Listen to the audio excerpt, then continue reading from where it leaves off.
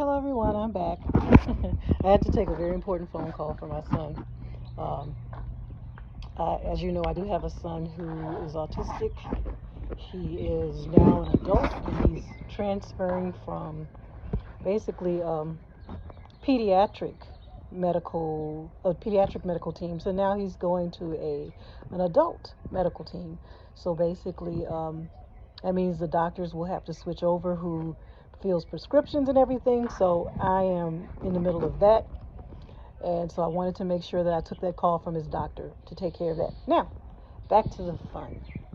Back to me finding joy in the journey. Okay. So I was showing you that I was filling my tote with the pine straw as filler. Like I said, if you have anything to, any suggestions about that, just leave me a comment. Okay. So while I'm at it, I was showing you the different soils that I use. I use a topsoil that has sphagnum. I think I'm saying it right. And peat moss. And then I have a potting mix, and I have a cow manure compost mix.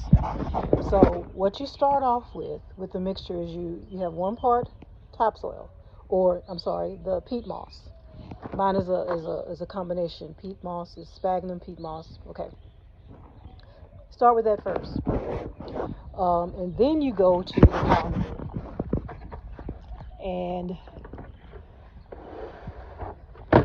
I don't know how well this is gonna work because I'm using one hand. Yeah, okay. Come on, Nat. You can do this. Whoa. Okay.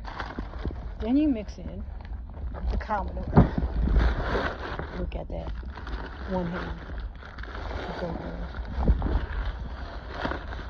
Cow manure is kind of moist. Yikes. There you go. The cow manure. Then the potting soil. You know what? I'm going to give it a little mix. While I have just a little in there, I'm going to get my shovel and mix it a little. I'm going to be totally honest.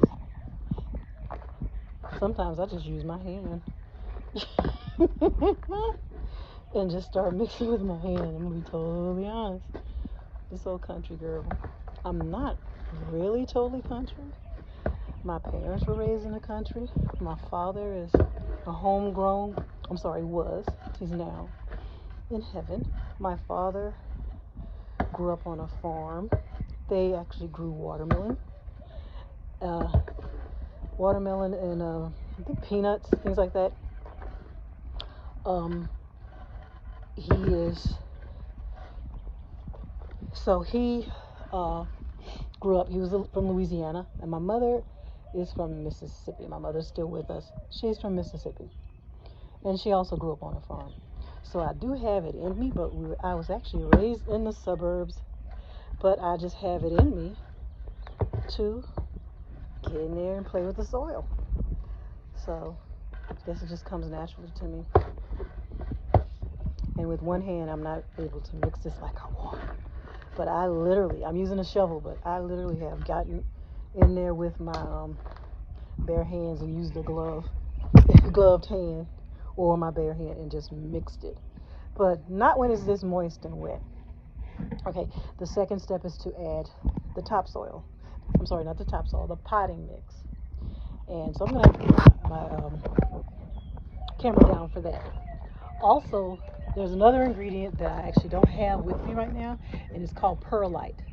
So the person who I got this, we'll call it a recipe for container mix. It is a gentleman on YouTube. He and his wife has a channel, and I've learned so much from them. So, but this is his way of making an inexpensive container mix. So it would be a peat moss. You add that in first. Then your cow manure compost. He uses black cow. Black cow is a little out of my price range for now.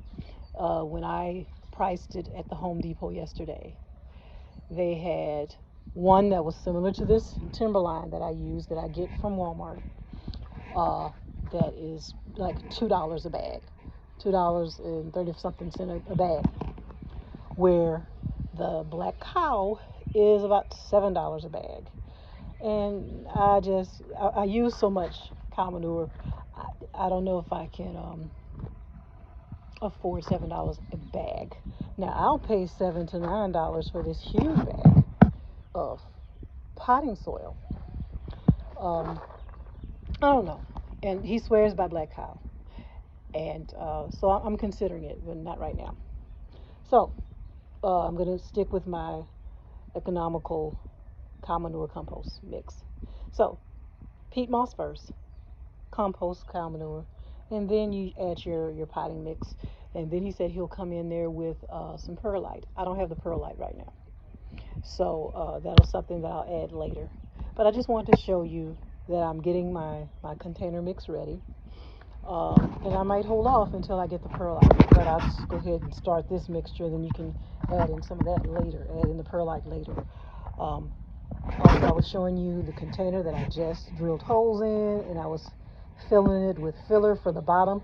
I told you the way I do it is I divide it into um, thirds, so maybe just two parts, because the bottom part will be um, the filler, and then the top part will be soil that is deep enough for roots to uh, grow in the container. You have to keep in mind that everything, it's not in the ground, so you need to have a good base, your soil, um, the drainage holes, and all of that in order to have success with your gardening, because everything is coming from this one container. All your nutrients is what you're adding and what's contained in this little square box here. So you got to make sure you have the right elements, you have the right ingredients in your soil and additives, because everything is coming from this one container here. That's the difference with container gardening, is that you're controlling everything in this container.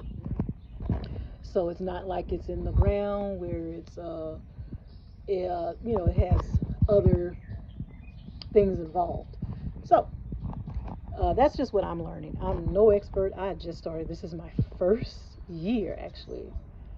Second season. First, no, this will be my third season. It's going into spring. So I started late spring, early summer of last year of 2023, and started very small.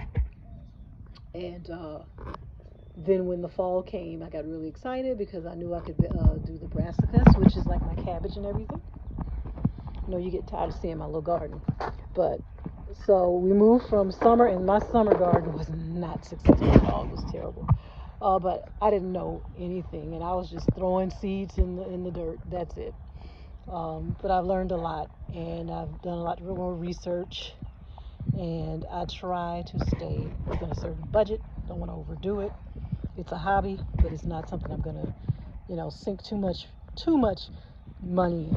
It depends. If I really get good at it, then you never know. Uh, it could be worth it, because this is something you can actually eat. I can feed my family with this. So, like I said, I've learned a lot since when I first started, which was in 2023, and I'd say maybe May, June 2023. And then when the time came for my fall planting and my winter planting, I looked up what should be grown in the colder seasons, and this is what you have here. You have the broccoli, you have the cabbage, you have collards, you have mustards, things like that, potatoes. These are all things that are safe, and especially the cabbage and the collards, they are really frost resistant. Not hard freeze, but frost resistant.